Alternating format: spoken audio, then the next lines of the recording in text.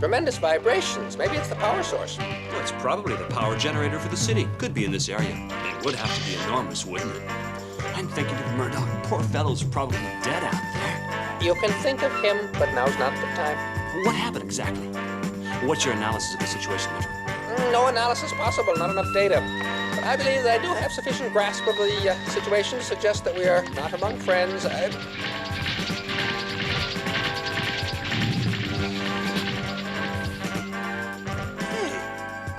You notice? Looks like those robots. Well, looks like they're not programmed to detect us.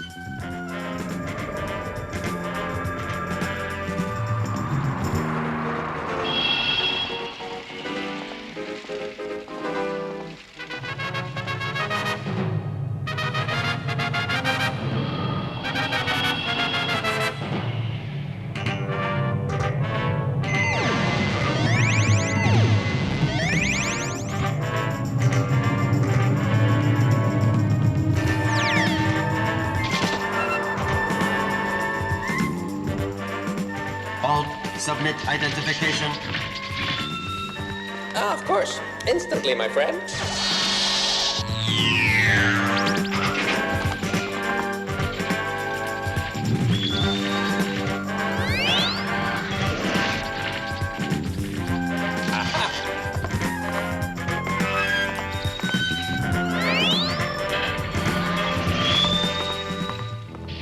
We will encounter vessel from Omega in 20 minutes, Colonel.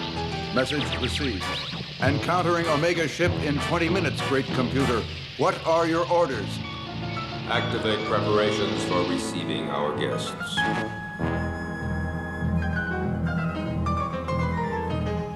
One question, Colonel, regarding our outer perimeter defense system. There was a local activation. What was that? The power network was overloaded at takeoff. We suppose it resulted in certain short circuits. I see. This must be rectified in future. Yes, great computer.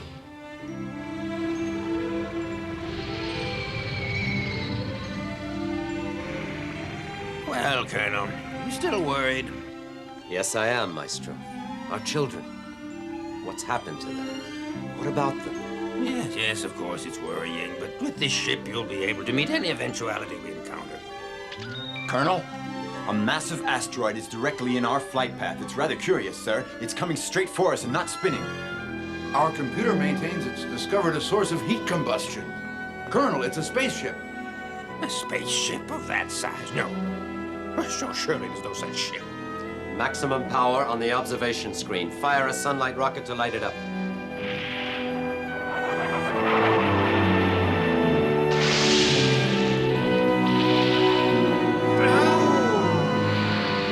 We welcome you to our nebula, visitors from Omega, men from Omega. We welcome you as friends. We request you follow our instructions very carefully and of prime importance. We give you our unequivocal promise that no harm will come to you, but we must insist on one condition.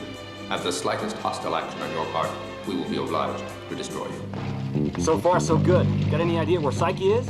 It would seem that we are going in the right direction generally, but this place is so strange I cannot be sure of anything. Well, you'd better figure it out soon. I can't take it much longer in this tin suit. In that case, I would suggest...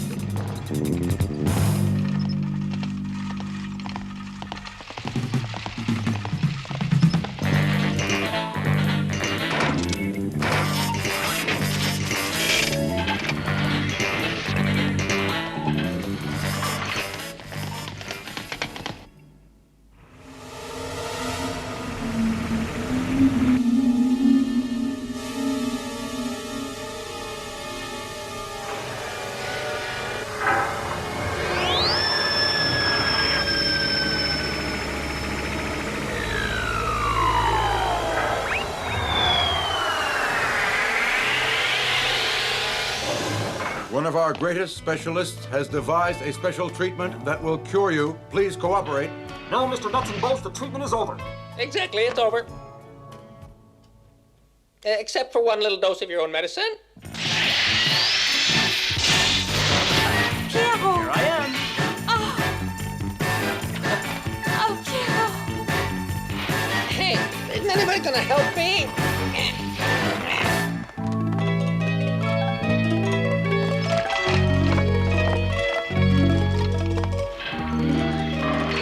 Is it night already? No, Pierrot. We're traveling out in space. In space, you say? A whole building in space? Not only a building, Pierrot. The entire city.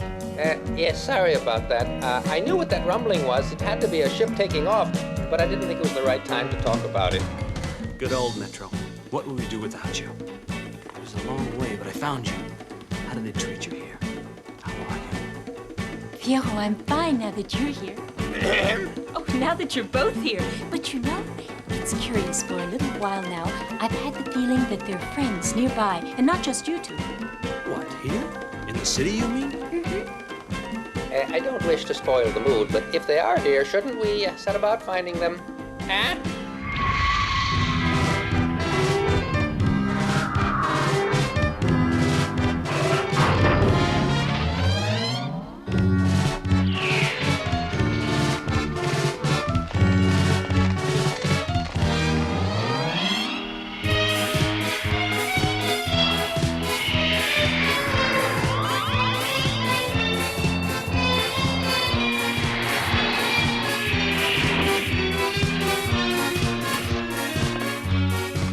Gentlemen, welcome to the city of Yama. If you would please be seated.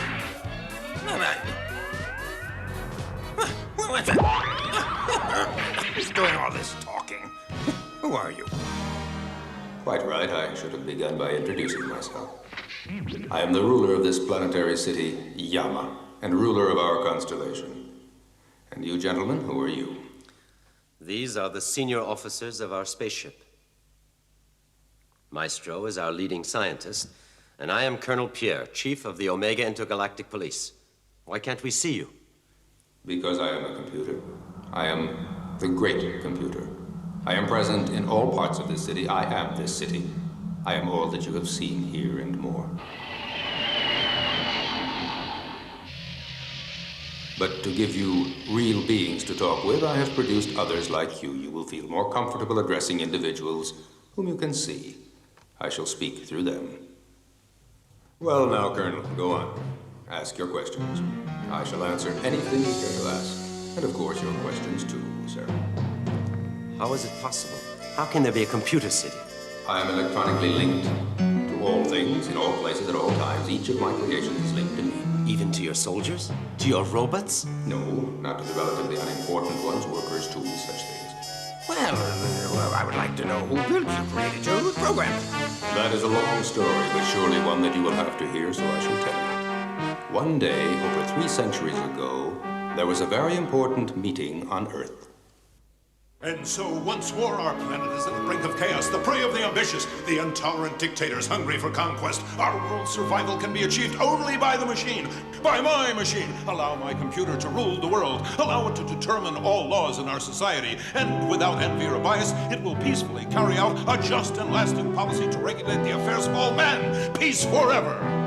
Yeah, peace forever, peace of the grave. Why, machines governing the world? That's immoral! And would you rather have the morality of human jackals? There is give and take in human feelings and understanding. Would you have all human beings classified by machines? And metaphysics, that superior faculty of man, have you considered that? Stuff and nonsense. You are all idiots. You're an idiot who can't understand. Oh, fool, you're crazy! Me? Crazy? They must be crazy to think I'm crazy. This is an interesting nebula here. And it holds endless quantities of metal, I judge.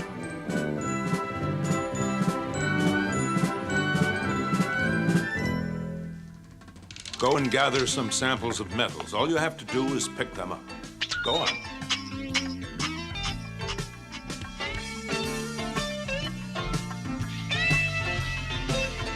Soon we will start constructing a new generation, and you can relax then.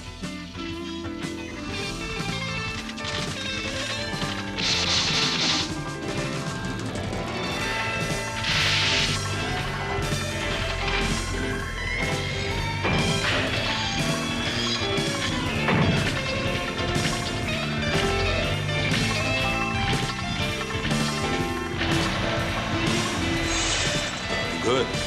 Very good indeed. Go on. I'm off to visit the neighboring planets.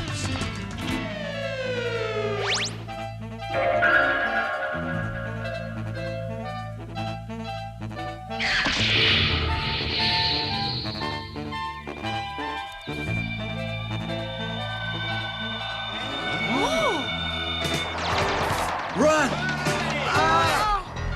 It is difficult to live on this planet. A harsh climate, ferocious animals, and worst of all, little food. I can certainly help you. If you like, you can come to my planet, Tuyama. Living conditions are much better there. You can establish your own base, which will provide you with all your needs. Filthy robot!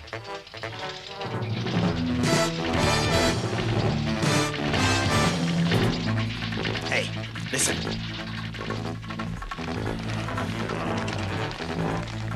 Ah, what is it you want, my friends? Now you listen, Professor. We think it's wrong what you're doing, just making all these good-for-nothing robots when you ought to use your brains to do what you can for us. But I do nothing else. You may not understand, but I assure you, everything I do is for you. I welcome you aboard. Haven't I said that I will do all I can for you, my friends? You're no friend of ours. Your only friends are machines. Now, once and for all, will you put your knowledge to our use? So it all starts again, just as it did back on Earth. No, I will not aid your ambitions. Watch this.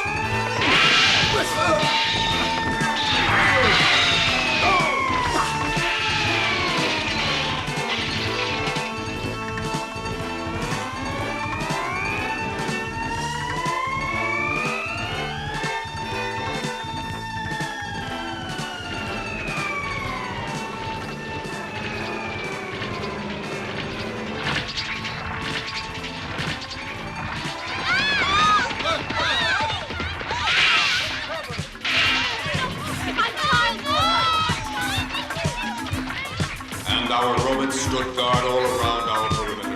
Never again would man trespass here. You will leave, perhaps, with a detachment of soldiers to construct a base to keep watch over the men there. Otherwise, it will start all over again. You look like them. You can speak. You will explain it to them. And should they not agree? So much the worse for them. You will be armed. What happens to those few matters. As you order. And for a long time thereafter, our city, shielded from men's mad designs, grew in strength inside the walls, the control center at its heart.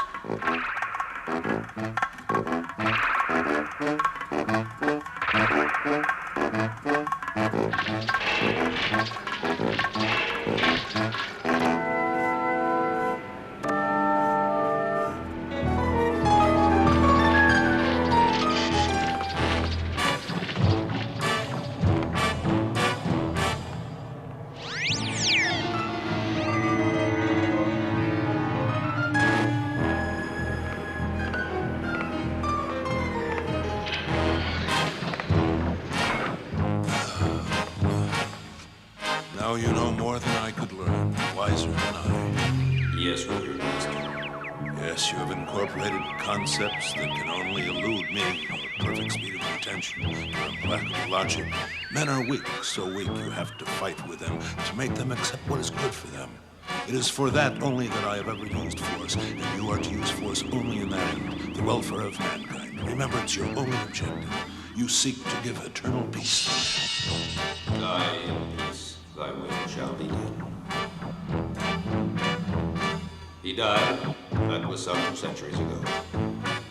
Ever since, all of us here have remained faithful to his original programming. Look around you. Our entire city has been constructed in his image, for we honor the memory of our Creator.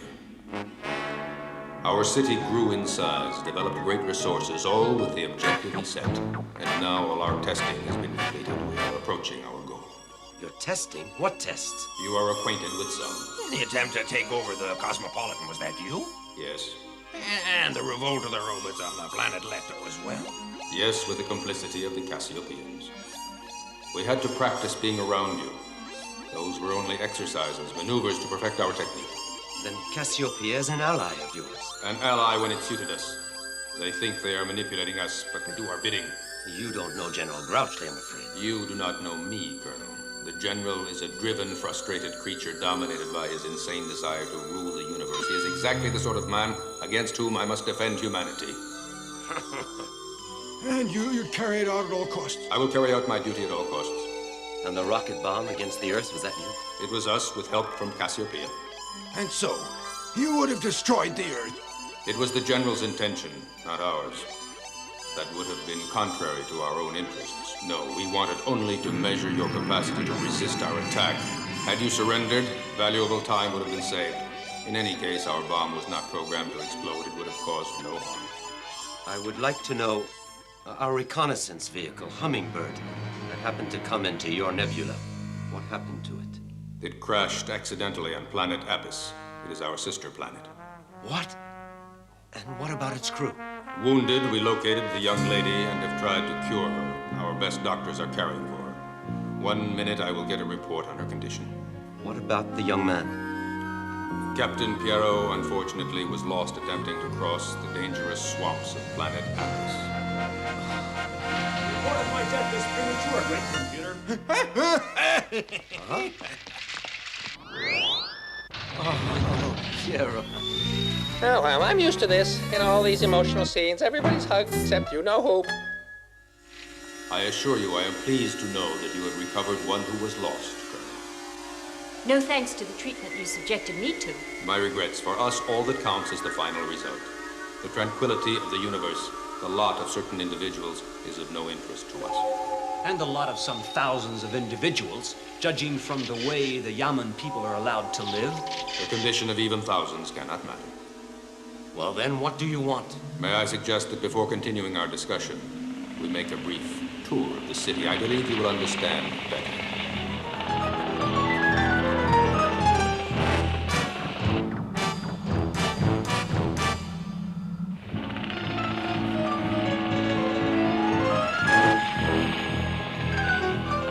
He's gigantic. Gigantic!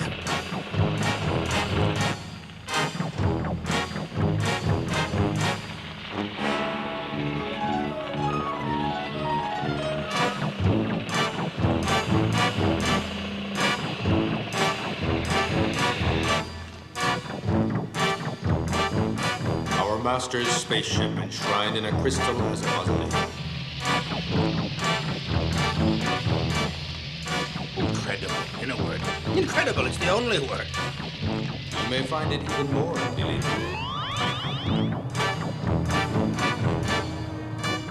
This block is composed of 40 stories. Here, too, is what I am. Billion upon billion integrated circuits, destined to be used as data storage files, controlling a universe composed of billions of individuals. This is beyond belief. And yet, there it is. There is perhaps no need to show you our factories, our weapons.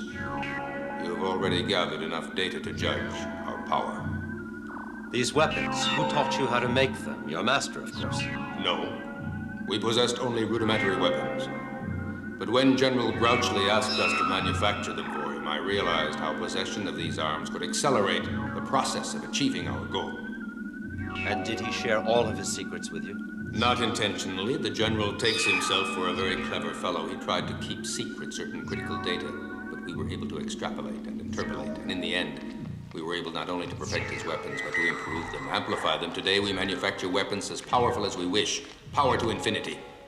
Once again, my question is, what do you want of us? Despite his extraordinary capacity for knowledge, man is in his infancy. He refuses to grow to maturity. War is still for him a game in which he can give full rein to his baser instincts. This we cannot allow. We will not allow mankind to be subjected to suffering or privation. Under our governance, all source of conflict will be eliminated. If Grouchly weren't around, there wouldn't be conflict. There is a Grouchly in every man. What I've seen of your governance is less convincing than your words. And what I was made to suffer doesn't reassure me either. You are confused. To achieve our objective, we must be effective. And more cruel than the cruelty you claim to be fighting. Millions of years ago, you, humanity, came out of your caves. And what has happened to your instincts? What real human progress have you made? Here you may judge for yourself what we have accomplished in less than 3 centuries. One moment. One moment. You were created, programmed by a man. You are not going to tell me that a creation can be greater than what created it, right? Our creator was an exceptional man. Hence, we are exceptional. As for man, it requires only a planet, an ocean, a sun, and there are 200 billion in our galaxy alone. All this, and in time, man emerges as the final link in the chain, and for all of this, he may still consider himself unique. Yes, precisely. Man is unique. He alone in creation can abstract from his experience. He alone believes in what he cannot see. All your abstract beliefs are to give a meaning to your existence.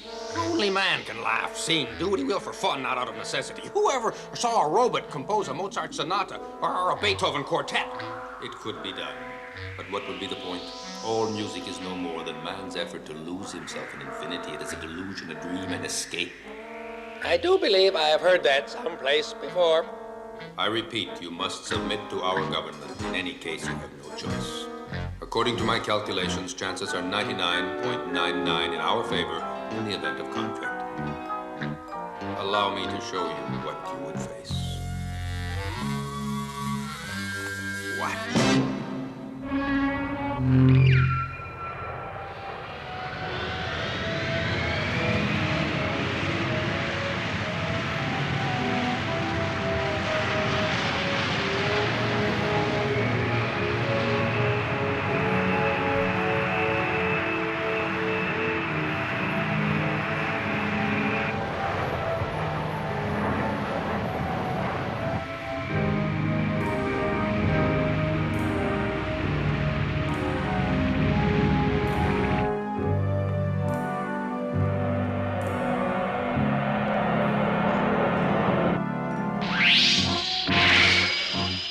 Laser cannons are powerful enough to disintegrate any planet. Any planet. Perhaps you would like a demonstration. No, that's not necessary. I can certify to its power. I've seen it in action.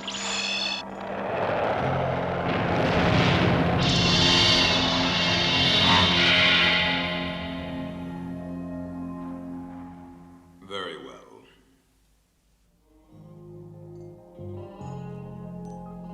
I ask you to bear in mind we can build any and all sorts of weapons. Our protection shield field of force is totally invulnerable, as you will have observed, of course.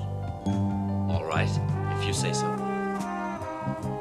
But do you really have to extend your power over a few more rocks in the sky, the Confederation of Omega? Haven't you enough? All those billions of other systems in the galaxy? We have no choice. Otherwise, the germ of man's aggression will still live, and one day man will again threaten the cosmos.